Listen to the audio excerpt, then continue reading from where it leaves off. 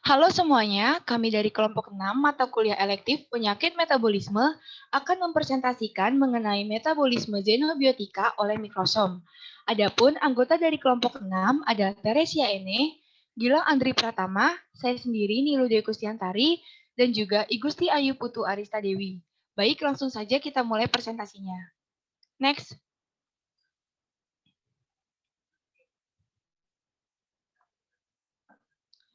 Jadi di slide ini saya akan menjelaskan terlebih dahulu mengenai definisi dari xenobiotika dan juga mikrosom. Xenobiotika berasal dari bahasa Yunani yaitu xenos yang artinya asing dan biotik yang artinya makhluk hidup.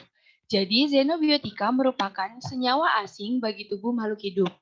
Adapun contoh-contoh dari xenobiotika ini sendiri yaitu ada obat, zat kimia tambahan pada makanan baik pemanis, pewarna maupun pengawet, dan juga zat karsinogen lainnya yang masuk ke dalam tubuh baik disengaja maupun tidak disengaja. Selanjutnya yaitu ada mikrosom. Mikrosom merupakan vesikel yang dibentuk oleh membran dari retikulum endoplasma. Jadi secara garis besar, metabolisme atau biotransformasi obat terjadi di dalam hati, tepatnya di dalam sel mikrosom. Untuk menjadikan obat-obat tersebut lebih larut air supaya bisa diekskresi oleh tubuh dengan melewati beberapa fase terlebih dahulu. Mikrosom ini juga kaya akan enzim-enzim yang biasanya ditemukan di bagian dalam retikulum endoplasma halus di hati. Salah satunya yaitu enzim sitokrom P450 atau CYP. Enzim sitokrom P450 ini ditemukan di dalam mikrosom dan bertanggung jawab dalam fase pertama dari metabolisme xenobiotika. Next. Selanjutnya yaitu ada enzim pemetabolisme. Enzim yang berperan dalam metabolisme xenobiotika dapat dibedakan berdasarkan letaknya dalam sel, yaitu yang pertama ada enzim mikrosom yang terdapat di dalam retikulum endoplasma, yang pada isolasi in vitro akan membentuk mikrosom. Yang kedua ada enzim non-mikrosom. Kedua macam enzim metabolisme ini terdapat di dalam sel hati, tetapi juga terdapat di dalam sel jaringan lain seperti ginjal, paru, epitel saluran cerna, dan juga plasma. Enzim mikrosom berfungsi untuk mengkatalisis reaksi konjugasi glukuronid, sebagian besar reaksi oksidasi obat, serta reaksi reduksi dan hidrolisis. Sedangkan enzim non-mikrosom berfungsi untuk mengkatalisis reaksi konjugasi lainnya, beberapa reaksi oksidasi, serta reaksi reduksi dan hidrolisis. Selanjutnya akan dijelaskan oleh teman saya. Baik, selanjutnya yaitu tujuan metabolisme xenobiotika. Tujuannya yaitu mengubah xenobiotik yang nonpolar atau larut lemak menjadi polar, larut air, atau dengan kata lain, tujuan metabolisme xenobiotika yaitu meningkatkan kelarutan xenobiotik dalam air atau polaritas sehingga ekskresinya dari tubuh juga meningkat. Nah, organ yang paling berperan dalam metabolisme xenobiotik adalah hati. Ekskresi senyawa xenobiotik dapat melalui cairan empedu ataupun urin. Nah, ini merupakan skema singkat dari metabolisme xenobiotika, contohnya obat. Jadi setelah obat diabsorpsi, ada obat A, B, C, dan D yang awalnya lipofilik diubah menjadi hidrofilik. Dengan apa? Nah, dengan fase 1 atau fase 2.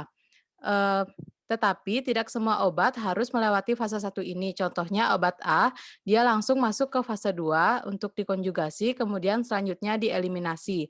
Kemudian obat B masuk ke fase 1 menjadi metabolit aktif atau inaktif, kemudian masuk ke fase 2 untuk dikonjugasi, dan selanjutnya dieliminasi.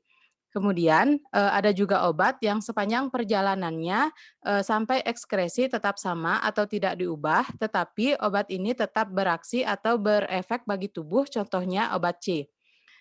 Terakhir yaitu obat D, di mana obat ini di metabolisme pada fase 1 menjadi metabolit aktif atau inaktif, kemudian langsung dieliminasi tanpa melalui fase 2 atau konjugasi. Fase 1 dan fase 2 ini akan dijelaskan lebih detail lagi pada slide selanjutnya.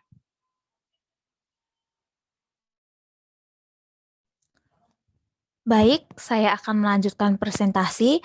Secara garis besar, metabolisme obat-obatan dalam hepar akan terjadi dalam sel mikrosom untuk menjadikan obat tersebut lebih larut air dengan mengadakan reaksi fase 1 lalu mengadakan reaksi fase 2. Next.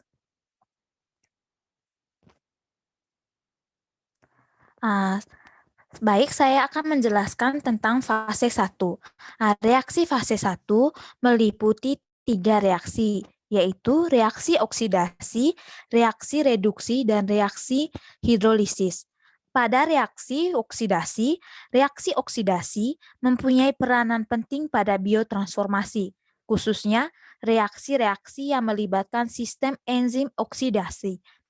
Oksidasi pada sitokrom P450 sangat memegang peranan penting dalam biotransformasi xenobiotika. Sitokrom P450 adalah hemoprotein yang terletak dalam retikulum endoplasmik. Secara garis besar, reaksi oksidasi yaitu terjadi penambahan gugus O2 dan menghilangnya gugus H+. Selanjutnya yaitu reaksi reduksi. Dibandingkan dengan reaksi oksidasi, reduksi mempunyai peranan minor dalam biotransformasi. Enzim yang berperan dalam reaksi reduksi yaitu enzim NADPH sitokrom P450 reduktase. Selanjutnya ada reaksi hidrolisis.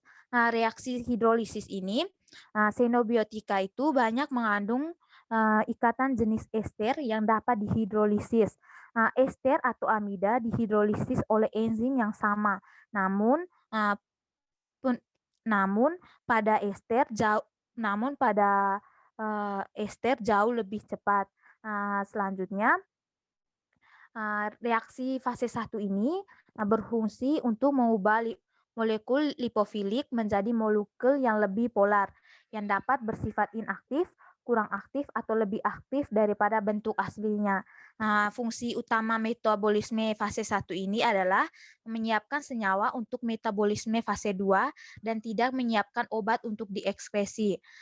Reaksi fase 1 ini biasanya mengubah obat asal atau parent drug menjadi metabolisme yang lebih polar dengan menambahkan atau melepaskan satu gugus fungsional, contohnya OH, NH2, dan SH.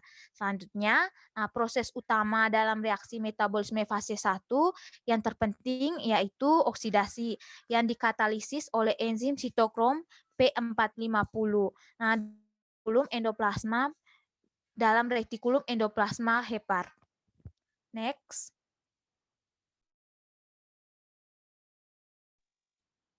Baik, terima kasih. Selanjutnya, saya akan menjelaskan fase kedua dari fase yang tadi, di mana fase 2 ini merupakan fase juga yang dikenal dengan reaksi konjugasi.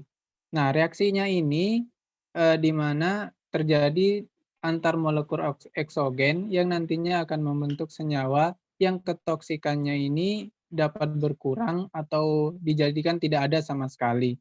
Nah, sehingga reaksi ini akan mengakibatkan mudah larut dalam air. Nah, reaksi ini dilakukan oleh enzim transferase, di mana dalam beberapa jenis metabolit, ini jenis endogen akan membentuk konjugat dengan metabolitnya. Nah, kemudian dalam pembentukan konjugat ini memerlukan adanya pusat-pusat reaktif dari substrat seperti OH, NH2, maupun disebut juga COH.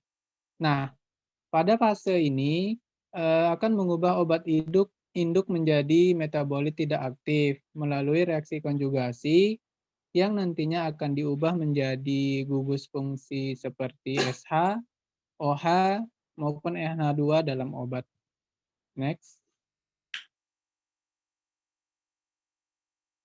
Baik, terima kasih. Sekian presentasi dari kelompok kami. Lebih dan kurangnya kami mohon maaf. Saya tutup dengan terima kasih.